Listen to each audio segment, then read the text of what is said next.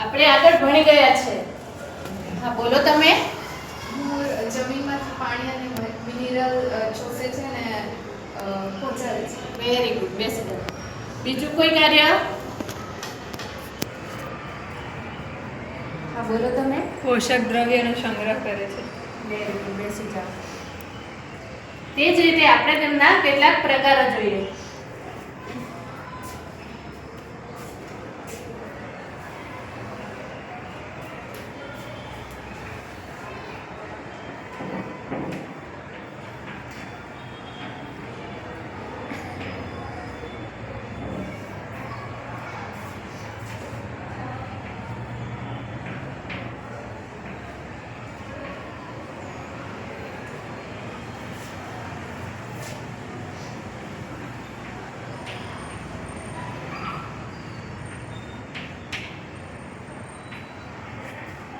દેખાય છે તમને પ્રકાર?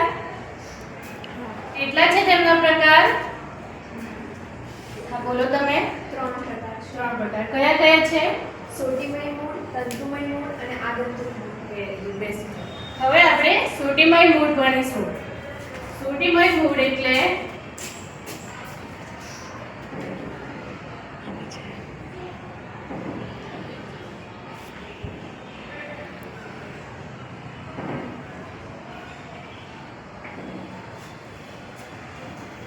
સોટીમય મૂળ એટલે આ એમનું પ્રાથમિક મૂળ થયું છે. પ્રાથમિક મૂળમાંથી દ્વિતીયક, તૃતીયક એ રીતે અલગ અલગ પ્રકારના એક જ મૂળમાંથી ઉત્પન્ન થાય છે તેને પ્રાથમિક મૂળ કહે છે. જેમ કે આપણે ઉદાહરણ તરીકે જોઈએ, આ વનસ્પતિ છે. તમને દેખાય છે?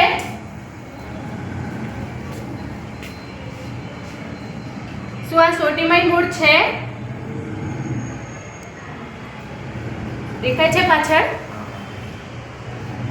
જો તમે, આ એક જ મૂળ છે, તેમાંથી અલગ અલગ રીતે 1, 2, 3 એ રીતે વિકસેલા છે.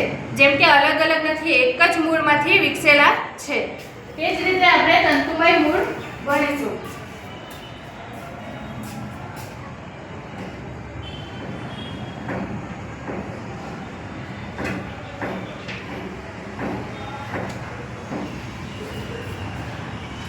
આ તંતુમય મૂળમાં એક જ પ્રાથમિક રીતે નથી, પણ તંતુ આકારના નાના નાના મોટા મોટા એ જ રીતે ઘણા બધા વિકસેલા હોય છે.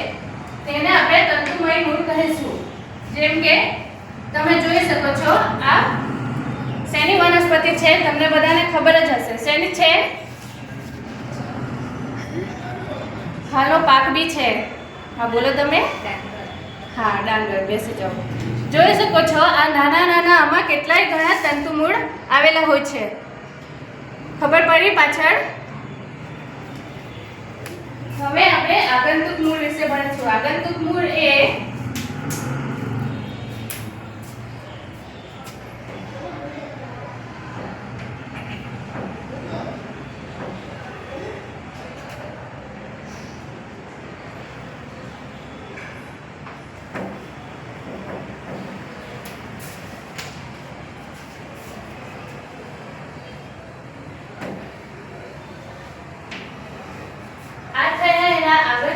આગંતુક મૂળ એ છે જે એનું મેન ભ્રૂણ મૂળ ગણાય છે.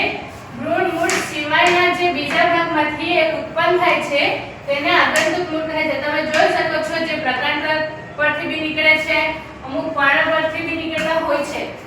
ઉદાહરણ તરીકે આપણે વડ તો જોયો જ છે. વડની વળવાઈ જોઈ હશે, જોઈ છે ને બધાએ? તો વડની વળવાઈ એ પણ એક અલગ રીતે અલગ અલગ પ્રકારના ભાગ પરથી ઉત્પન્ન થાય છે. તેમાં બીજા કોઈ ઉદાહરણ આપી શકો છો? હા બોલો તમે. Money plant. હા, વેરી ગુડ. બીજી જાઓ. બીજી કોઈ વનસ્પતિ? હા બોલો તમે. શેરડી. Very good. બેસી જાઓ. એ જ રીતે આ થયું આપણા મૂળના પ્રકાર.